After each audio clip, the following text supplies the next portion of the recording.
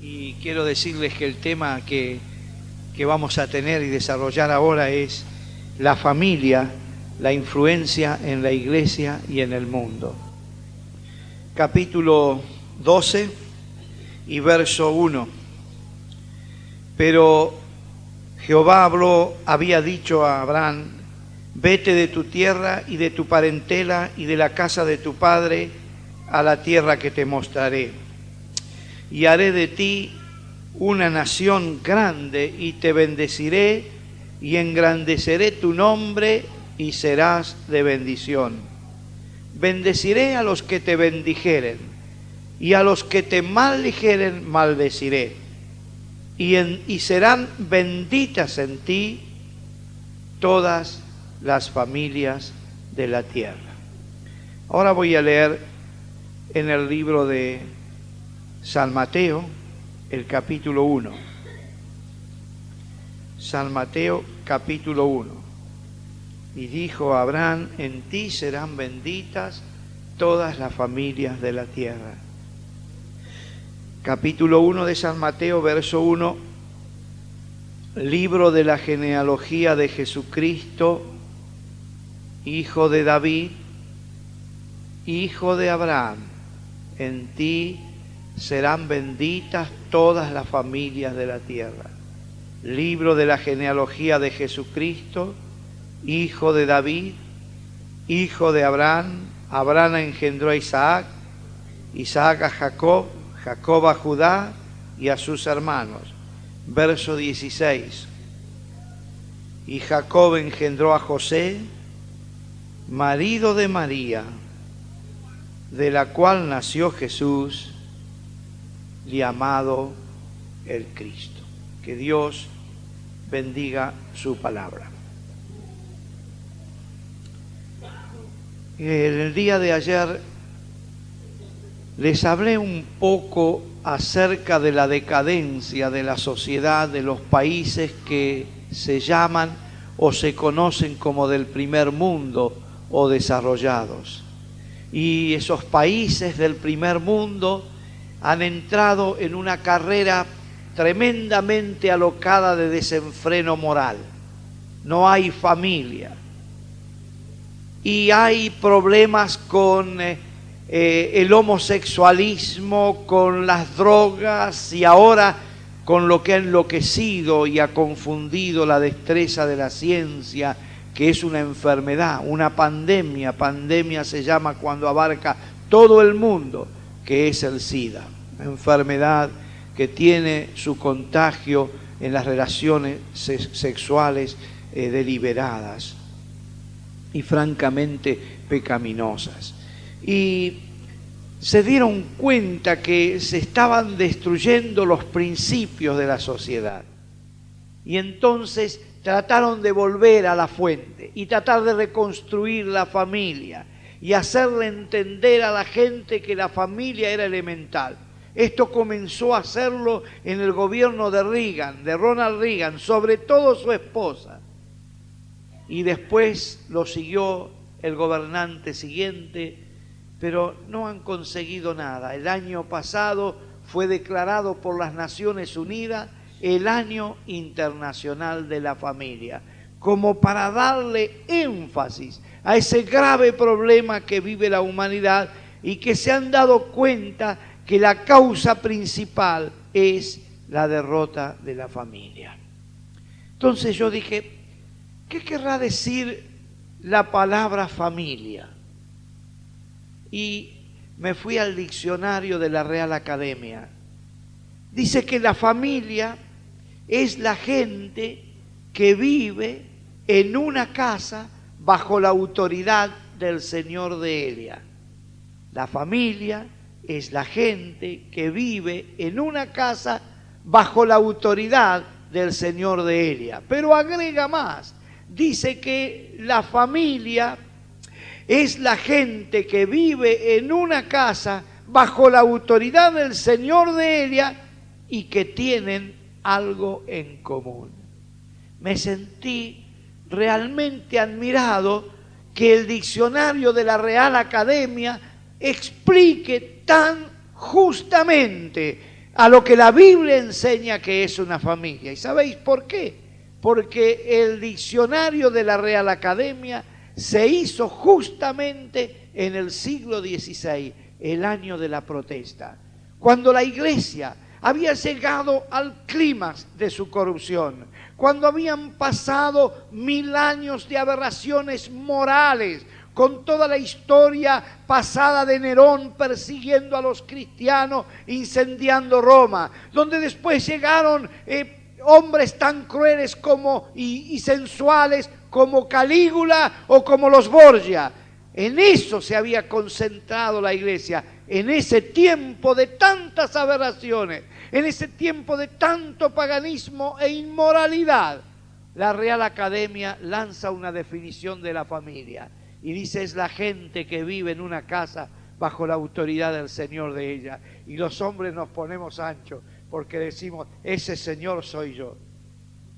Y ese es el problema, que nos hemos creído los hombres que nosotros éramos la autoridad de la familia, y la autoridad de la familia es Dios. Y toda gente que vive en una casa bajo la autoridad del Señor de ella, y ese Señor es Dios, las cosas andan muy bien. Pero dice más el diccionario, dice que es un grupo de personas, un conjunto de individuos que viven bajo la autoridad del Señor de ella, pero que tienen algo en común. Y esa fe, esa cosa en común, es la fe en Cristo como Salvador personal. Con razón, la primera página de la Biblia comienza diciendo: en el principio Dios. Cuando una vida no tiene en su principio a Dios, cuando un hogar no tiene en su principio a Dios, cuando una familia no tiene en su principio a Dios, cuando un proyecto de nuestra vida no tiene en su principio a Dios, es endeble, es muy flaco, es muy débil y no ha de traspasar las pruebas de las circunstancias normales de la vida que vivimos. Pero cuando yo me di cuenta lo que decía el diccionario, un conjunto de individuos que vive bajo la autoridad del Señor de Elia, cuando me di cuenta que era un conjunto de personas que tenían algo en común, y me di cuenta que Él tenía que ser Dios y que tenía que ser Cristo como el Salvador de las personas que viven allí, dije: esta es la familia que Dios quiso crear. Y esta es la familia que debería ser la base de una sociedad ideal. Y esta es la familia a través de la cual Dios quiere irrumpir en el mundo para poder despertar en los corazones la conciencia de un retorno a Dios por la persona de Cristo. Claro que yo estoy pensando en esas familias del comienzo. Cuando usted estudia la familia del comienzo en la Biblia o en la historia que corre paralelamente a la Biblia, se da cuenta que en una familia se gestaba todo antes, porque no había fábricas, no había escuela, todo era en la casa. Allí tenían el ganado, allí tenían el telar, allí tenían el altar. Y en una familia se gestaba todo lo educacional, lo económico y lo espiritual también.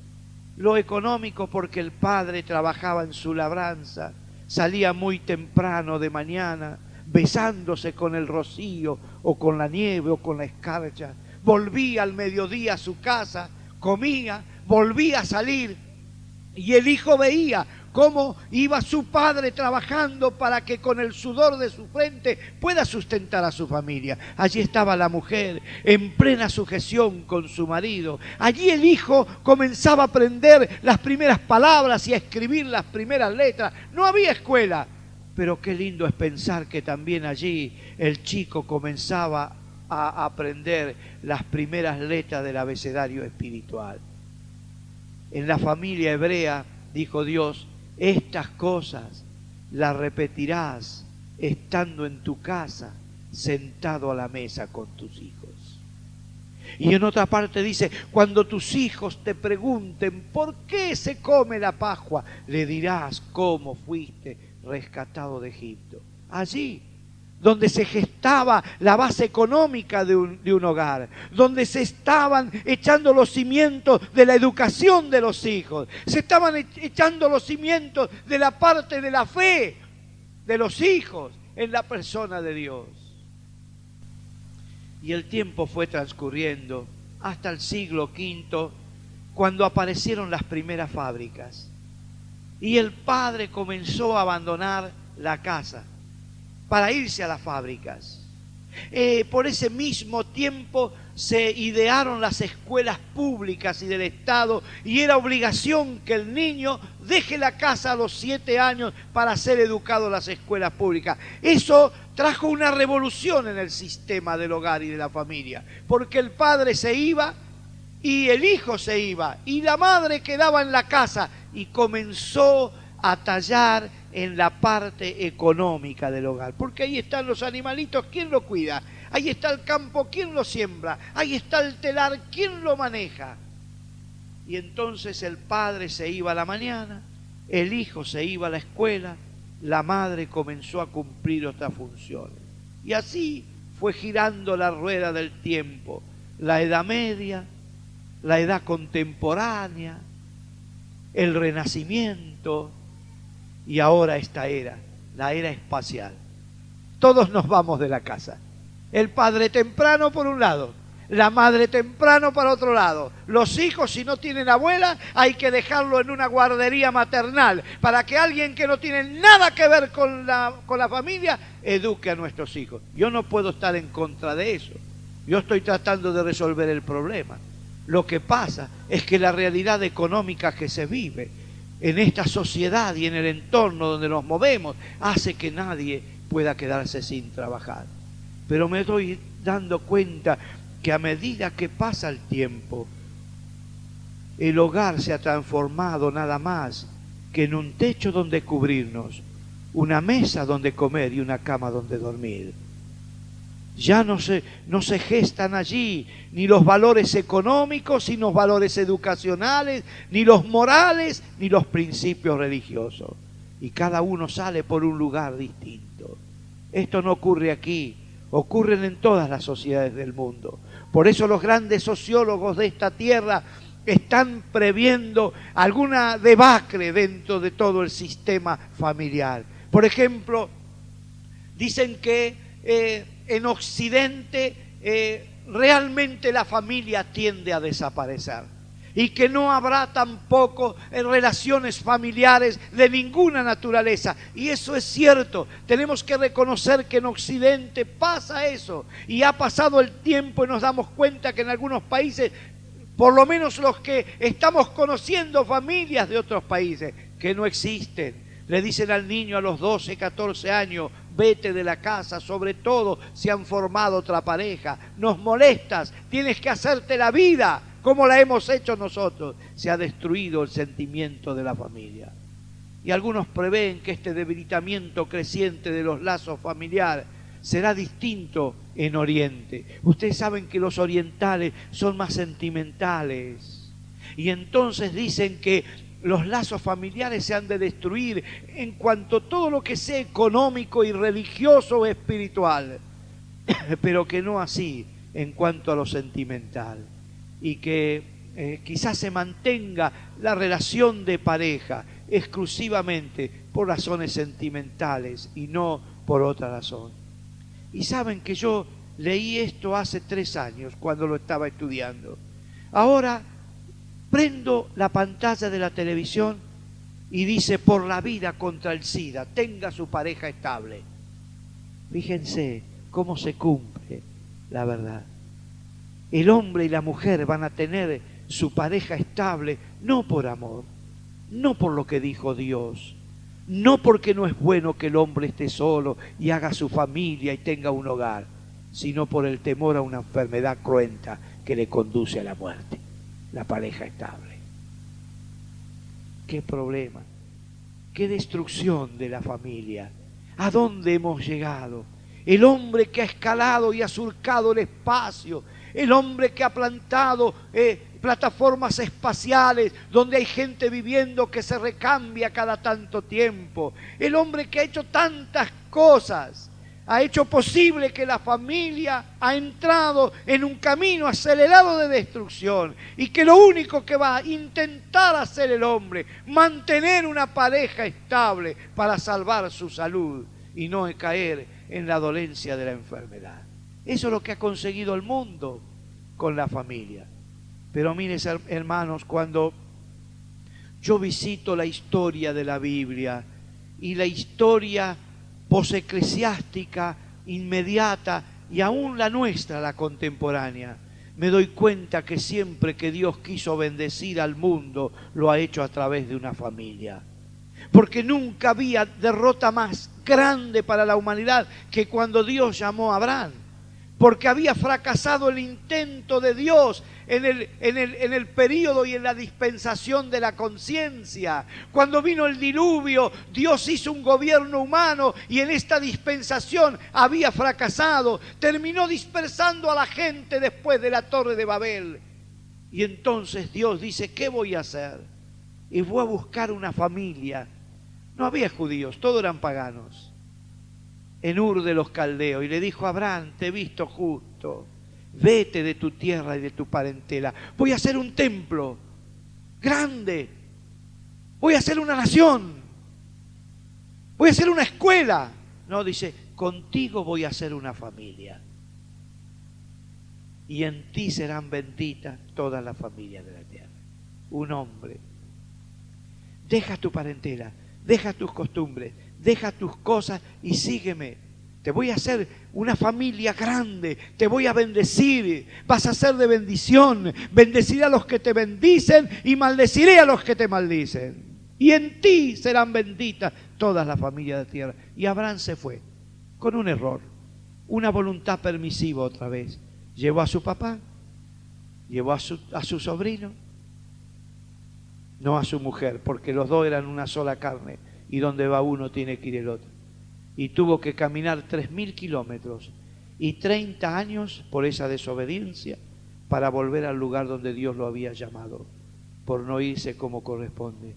Y yo me doy cuenta, mis hermanos, que una desobediencia en una familia de Dios hace postergar las bendiciones para la gente que vive a nuestro alrededor. Porque cuando una familia es desobediente, cuando un hogar no hace lo que Dios le dice, estamos postergando la bendición para aquellos que nos rodean. Y eso es lo que le pasó a Abraham. Pero el tiempo se cumplió. Y cuando, como les dije hoy, se habían secado las fuentes de la vida en Sara, Dios hace reverdecer ese poder y tienen un hijo y viene Isaac. Y nace el hijo de la promesa y se sigue esperando porque Dios se había dicho, yo con la familia voy a bendecir a la humanidad. Y Isaac se casa con Rebeca y tienen 2 hijos y viene Saúl y Jacob y tiene la primogenitura y Jacob se casa y tiene 12 hijos y forma 12 tribus y se forma una nación. Por fin lo que Dios había querido, bendecir a través de esa familia a todas las naciones de la tierra. Ustedes saben que de esa unión de Jacob nació José con sentencia de muerte desde su nacimiento. Y sin embargo él fue precursor de la vida de su pueblo, de una familia. No existiría toda la nación judía si no hubiese sido porque José fue traicionado por sus hermanos como Cristo. Fue vendido por piezas de plata como Cristo. Fue puesto en una cisterna como Cristo en la tumba. Pero se levantó y se sentó en un reino. Y le dijo a los hermanos cuando lloraban, no lloréis porque Dios me ha enviado para preservar vuestra vida. En ti serán benditas todas las familias de la tierra. Y de esa familia nació Judá. Y de Judá nació Cristo. Lo habéis leído en Mateo. Nació el Señor Jesucristo. Y en Él fueron bendecidas todas las familias de la tierra. Dios quiere que tu familia no pienses tanto en tu iglesia. No pienses tanto en tus ancianos. No critiques tanto a tus pastores y a tus líderes. Sé tú Porque ese es el principio de la Biblia. Es de tu familia que se ha de bendecir la tierra, y el entorno tuyo recibirá la influencia de ver en tu hogar la presencia de Dios. Dice Éxodo 2:1, que no he querido leer: un varón de la tribu de Levit que se llamaba Amrán tomó una mujer de la tribu de Levit que se llamaba Jochabed y formaron una familia. Y vosotros sabéis, nació Aarón de esa familia, el hombre de más alta dignidad eclesiástica en los anales de la historia del pueblo de Dios. Nunca antes ni después de él se levantó un sacerdote con más similitud al sumo pontífice que nosotros tenemos, una figura de nuestro Cristo sentado a la diestra de Dios para interceder por nosotros. De esa familia nació Moisés, también con sentencia de muerte. Como lo vio en mozo, lo puso en un canasto con brea calafateado y lo tiró en el Nilo. Y Moisés, el hombre más manso de la tierra, el hombre que pudo hablar cara a cara con Dios, el hombre que fue capaz de decirle: Señor, si tú vas a matar a este pueblo, hazme desaparecer a mí primero. Ese hombre, ¿sabéis dónde nació? En una familia conformada como Dios quiere. Dios quiere bendecir a los hombres a través de una familia. Cuando yo recuerdo la historia de Ruth la Moabita, Noemí, Elimelech y sus dos hijos, una familia que debió quedarse en el lugar donde estaba. Vivían en Belén, que quiere decir casa de pan, y en la casa del pan se morían de hambre, y se fueron a Moab, que es figura del mundo, y vivían en el mundo, una familia cristiana viviendo en el mundo, una familia de Dios. Y sus hijos se casaron con mujeres paganas. Hace muchos años, más de 20, estaba predicando en Laguna Paiva. En una carpa se quedó mucha gente y vino una pareja con un niño bebé como el que tiene nuestro hermano en sus brazos allí. Y me dice: quiero que ore por mi hijo, porque yo no quiero que mi hijo se pierda como se han perdido mis dos hijas, que ya son grandes, en el mundo. ¿Y yo qué quiere que le haga? Haga algo por él. Y yo le dije: dígame, ¿a dónde estaba usted cuando sus hijas se perdieron? Bajaron la cabeza los dos. Nos habíamos apartado. Estábamos en el mundo. ¿Dónde quieren que terminen sus hijos si usted se va a Moab? Se casaron con mujeres paganas y se murieron, y perdió su esposo. Y volvía Noemí, y Ruth le dijo: no me pidas que te deje, no te dejaré. Donde tú vivieres, viviré yo. Donde tu Dios será mi Dios, tu pueblo será mi pueblo. Y donde tú murieres, moriré yo y seré sepultada. Y esa era Ruth. Y Ruth se viene y espiga en los campos de Booz y se casa con Booz. Escuchen lo que le digo, hermanos. La única mujer pagana en la historia de la Biblia que se casa con un príncipe de Dios. Pero de ese hogar nació Booz. De Booz nació Isaí. Y de Isaí nació David, el hombre conforme al corazón de Dios. ¿De dónde? ¿De dónde? ¿De dónde nace? ¿De dónde puede nacer alguien que traiga bendición para su pueblo y para la sociedad? De una familia bien constituida y temerosa de Dios. No hay otra forma de hacerlo, mis hermanos. No se registra en la historia nada igual. Y de ese hogar maravilloso, de ese David maravilloso, nació Salomón, el hombre nunca igualado. Dijo Jesucristo: nunca antes se ha levantado un hombre nacido de mujer con toda la gloria que tuvo Salomón. Pero yo recuerdo al apóstol Pablo, ¿A dónde nació si no nació en una familia temerosa de Dios? Él fue criado por sus padres a los pies de Gamaliel. Él vivía en Tarso, alejado de las cosas que ocurrían cuando Jesús estaba en Judea, en Perea y en Galilea. Él no sabía nada, pero era celoso de las cosas que había aprendido con el rabino más grande y más ilustre de la historia, y tenía un celo sin igual. Hasta que un día le cercó el resplandor de la gloria del cielo y él dijo: Señor, ¿qué quieres que haga? Y fue el hombre más ilustre de la historia de la evangelización del mundo hasta el día de hoy, con todos los métodos modernos que tenemos de comunicación que han acercado al mundo a nosotros. Nadie ha hecho jamás la obra evangelística que hizo San Pablo, caminando a lomo de burro y arrastrándose. ¿Dónde nació? En un hogar piadoso. ¿Dónde nació Timoteo? Aquel joven espiritual, hijo espiritual de Pablo, cuando él le recomienda: no descuide lo has aprendido de tu abuela y de tu madre. 2 generaciones que estaban consagradas a una familia y a un hogar piadoso donde el principio de las cosas era la sabiduría de Dios. Y yo estoy pensando, mis hermanos, ¿a dónde nació Abraham Lincoln para dejar la historia tan pasada? Sabéis que Abraham Lincoln fue uno de los presidentes más ilustres de los Estados Unidos. ¿Sabéis dónde nació? En un hogar cristiano, no como los que hay ahora en Estados Unidos, en un hogar cristiano. Y por la actuación de este hombre que sabía que Dios había venido a librar al mundo de la esclavitud y romper sus cadenas, con una ley que él dictó, más de 3 millones de negros supieron lo que era la libertad. Abraham Lincoln.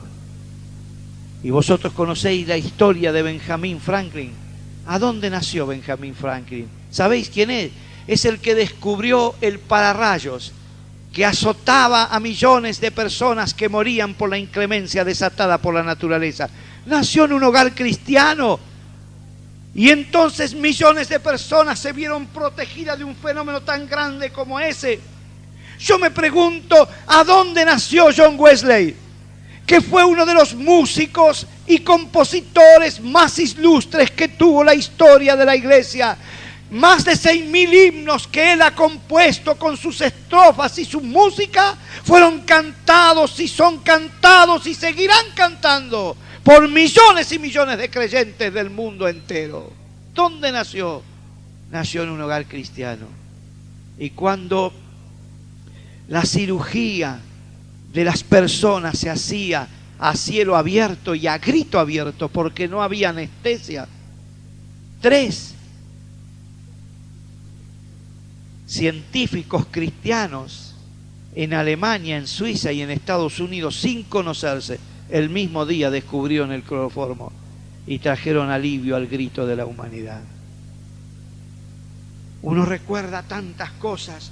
A veces pienso yo en esta luz que tenemos aquí, que fue descubierta por un hombre de ciencia que se llamó Edison. Cuando yo era chico, ahora las calles se han reasfaltado tantas veces, había en el centro de las calles un escudo de bronce y decía Edison. Fue el que descubrió la electricidad y la luz. ¿Saben que cuando él era chico nació en un hogar cristiano y su madre era una pía y temerosa mujer de Dios? Pero al chico lo echaron de todas las escuelas. Ninguna maestra lo aguantó. Entonces la madre lo educó en la casa. Pero ¿sabe una cosa? Lo más triste, nunca hagan eso. El pastor la llamó a la madre y le dijo: nunca más me traiga este delincuente a la escuela dominical. Y con el tiempo fue un sabio. Y la mamá escribe siendo viejita: hay que tener cuidado con el trato con los pequeños. Nunca sabe uno lo que hay en el corazón de un niño. La gente ve un pastor y Dios ve un rey, como hemos sentido cantar. Hermanos, Qué bueno sería recordar casi de pie entre nosotros que un hombre que nació en un hogar cristiano piadoso, que aprendió nuestro lenguaje, se llamó Juan Francisco Thompson y fue el primer hombre que predicó en la República Argentina en habla castellana, en nuestro idioma. Un hombre que nació en un hogar cristiano. Y yo me estoy preguntando, para venir más cerca todavía, ¿conocéis vuestra historia? Nuestra historia evangélica en el país tiene 112 años. Cierra los ojos ahora y mira quiénes son los líderes de las distintas regiones de este país. ¿Quiénes son? Son los hijos de hombres que tuvieron una familia que glorificó a Dios. Fueron familias castigadas, fueron familias despreciadas, fueron familias perseguidas por los de adentro y los de afuera. Y con nobleza lo digo, hago un minuto de silencio en mi alma por el recuerdo de mi padre y de mi madre, que aunque no fueron apreciados en el exacto valor de su grandeza, hicieron posible que sus 3 hijos, uno de ellos hasta la muerte, estén dedicados a Dios. ¿Qué es? ¿De dónde nace? ¿De dónde quieres que aparezca un líder? ¿De dónde quieres que aparezca alguien que interceda en la presencia de Dios como Aarón? Un libertador como Moisés, un compositor de grandes himnos, música y letra como hizo John Wesley. No esas estupideces que a veces escuchamos con ritmos que confunden y palabras que no tienen mensaje. Poetas insignes, músicos célebres que sean capaces de conmover los corazones y despertar las conciencias de aquellos que escuchan las canciones para volverse a Dios. Solo tu familia. No esperes de tu iglesia si no tienes un hogar y una familia que dignifique el nombre de Dios. Lo que más, y con esto estoy terminando, lo que más me ha conmovido el corazón es que el Señor que dijo, las zorras tienen cueva, las aves tienen nido, el Hijo del Hombre no tiene donde reclinar su cabeza.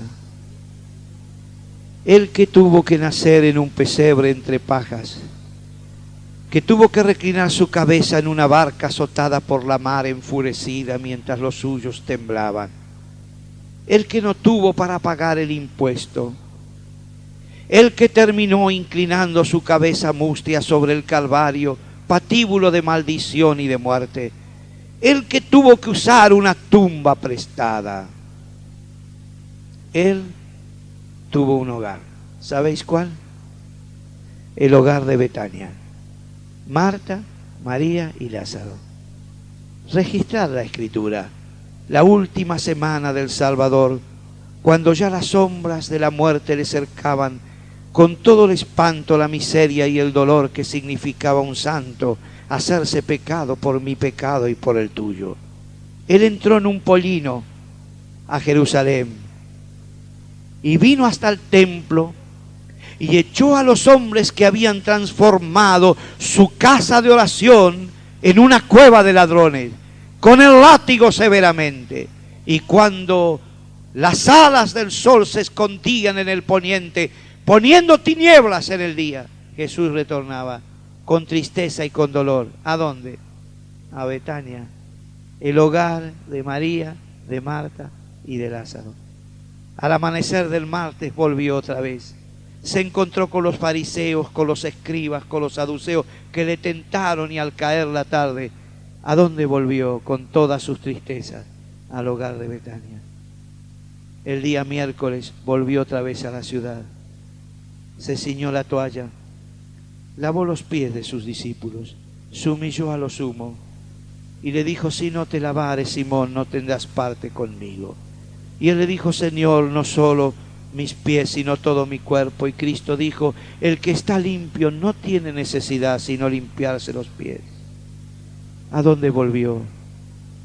A Betania, para volver el jueves al aposento alto, instituir la hora de su memoria, pasar por el huerto, por la cruz y por la tumba, Getsemaní, Gábata y Gólgota, y terminar en el cielo. Pero ¿saben una cosa? ¿A dónde va a venir cuando Cristo venga? A Betania, cerca del Monte de las Olivas, y ahí Él pondrá el estrado de su reino, siempre en relación con un hogar y una familia, porque Él dijo: desde el día que creísteis, sois miembro de la familia de Dios, formamos parte de esa familia, y cuando Él venga va a venir a buscar a los que somos los suyos, a los que hemos creído en Cristo como nuestro Salvador, a los que hemos confesado nuestros pecados y le hemos aceptado a Él como que murió en la cruz para redimirnos.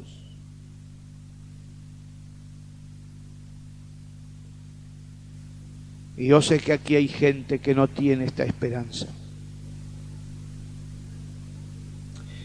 Dice que Jesús una vez pasaba por un camino y un hombre muy petizo de estatura quería ver a Jesús, y se subió a un árbol sicómoro muy alto, se escondió entre el follaje y desde allí pensaba que Jesús no le vería. Y para su sorpresa, cuando él pasaba por allí, se detiene, alza la cabeza y le llama por su nombre y le dice: Zaqueo, desciende, porque es necesario que pose en tu casa. Escuchen, amigos, ninguna casa de los que está aquí que no tenga a Cristo en su casa va a perdurar para siempre. El pecado le alcanzará,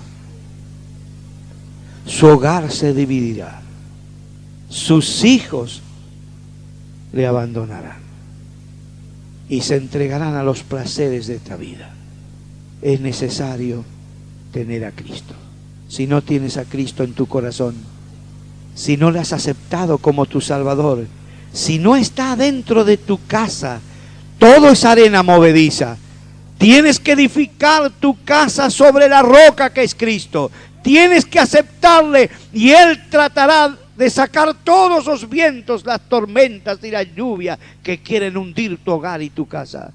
Pero antes que nada, tienes que decir lo que hemos estado viendo: yo quiero a Cristo, yo voy a servir a Cristo, yo voy a aceptar a Cristo, yo quiero tenerlo en mi corazón.